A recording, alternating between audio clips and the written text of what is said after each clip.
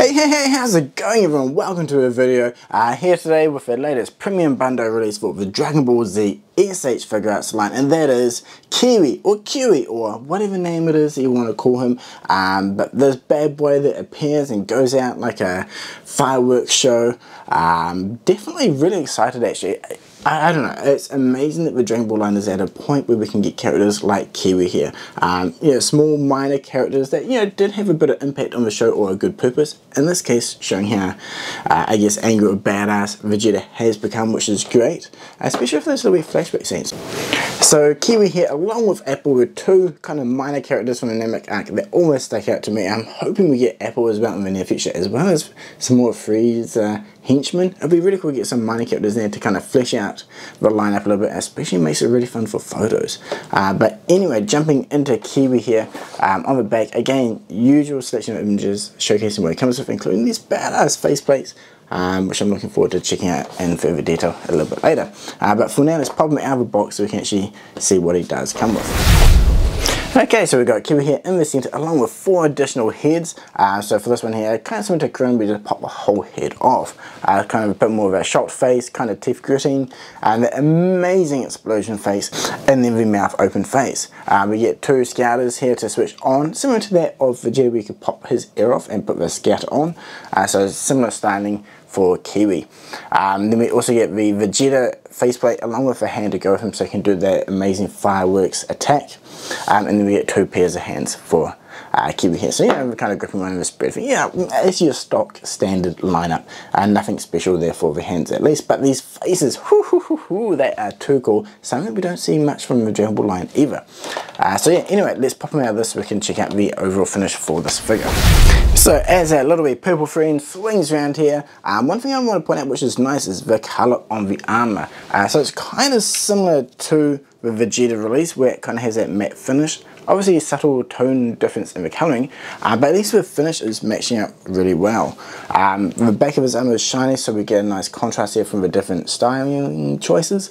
And then again with his pants, boots, everything has a bit more of a matte finish compared to other figure releases, which is actually quite nice to see. His body is just your base plastic mould colour, which is purple. Though we do have his sculpting of the dimples around his head, which is quite good. And then the colour separation from the black on the inner point of his horns, is it?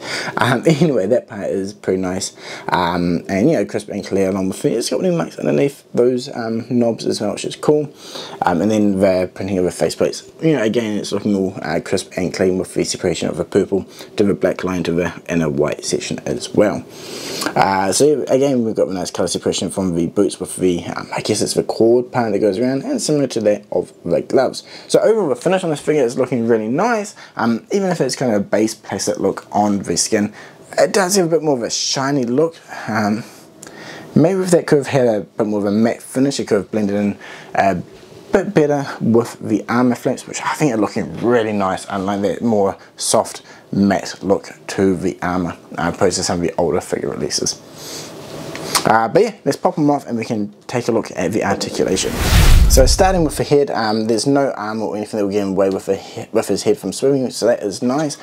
Going forward with the neck and the head there, you can get a few mil of motion. The head itself has a decent range, and when combined with the neck, pretty good. Same for going back, you can look up really well. And then it works for going down on the side. So you can get, basically all the range of motion on the head is really nice and smooth. The shoulder flaps, it's kind of an older design where it's on a single peg, so do be a little bit careful there. And then these points do come out to a sharp point, so that will hinder the articulation a little bit on the shoulder. But we do have a really nice butterfly joint which will swing out and around so much further than other figures, even though it has the point there. So at first glance it may look like he doesn't have a great range of motion, but when you lift the flaps up and swing all the way around, decent range there. Definitely beyond my expectation for the figure there, which is cool to see. The motion up and around is all nice and smooth as well. And then we get the bicep swivel. The elbow joint a little bit more limited, but it does hit onto kind of the gloves and his muscles there. So that could have been a little bit better, but overall not too shabby. we get the usual peg joint for the hand as well, which is really nice, so decent range of motion there.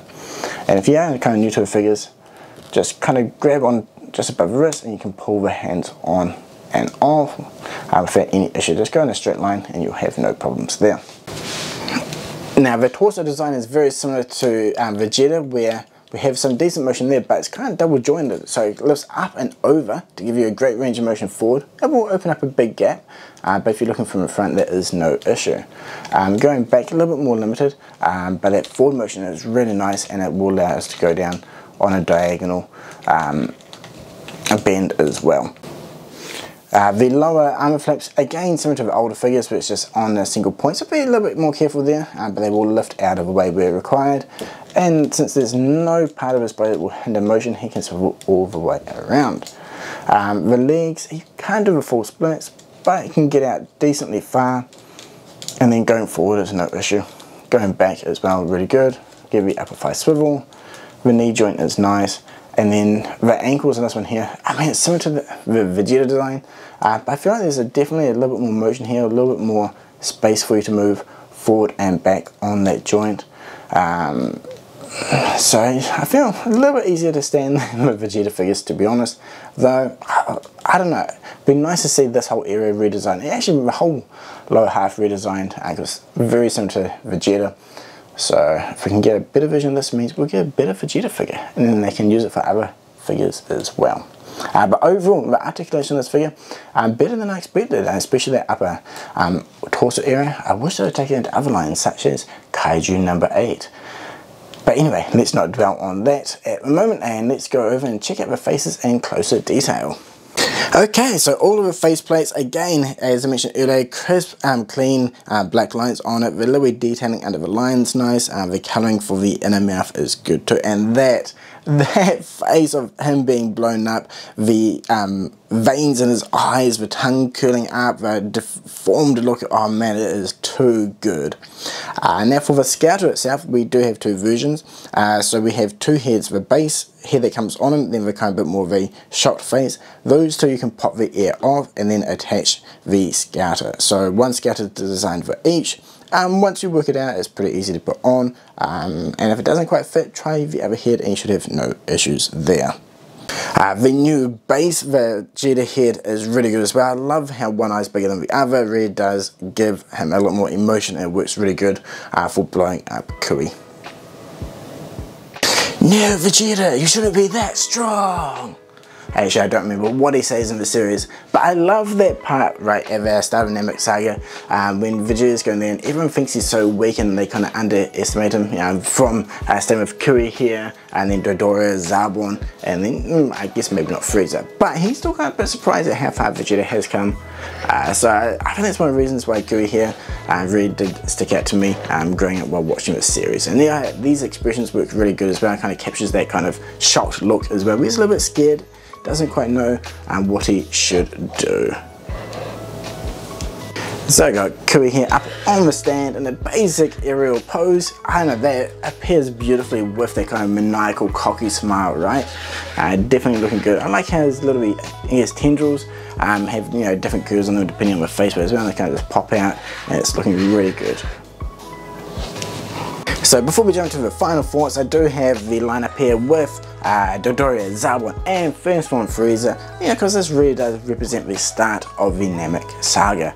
Now obviously we do have the Vegeta as well, but we're still missing Goku, right? Yeah, sure, we have the Super Saiyan Goku, the awakened one, the battle damaged one, the fully shirtless Goku, legendary Super Saiyan one, which came out end of last year, which is good. But we don't have a rival Goku, and that's what I'm hoping we get next, especially with an updated body type, Sensu pouch on his waist, like he's just stepping off of his spaceship. At least for me, that would definitely round up the starting of the Namek Saga. But let me know who else do you want for this, the start of Namek lineup. Obviously the Goku, probably Apple, maybe a couple of henchmen for Frieza as well. And one's that Krillin, Gohan, and Bulma run into at the start. I think that'll be pretty cool, at least a fun addition to the lineup. Maybe not now, but down the line, I think it could be nice to sprinkle them in here and there. And then maybe we can get the henchmen for Cooler as well. That'll be pretty cool. But anyway, I think the sizing, detailing these all look really good. and as I mentioned earlier, a more matte finish on the armour compared to Dodora and Zarbon here, which is definitely a little bit more gloss. So I feel like the new armour styling that they're going for is working really good. I hope they keep this up for future releases.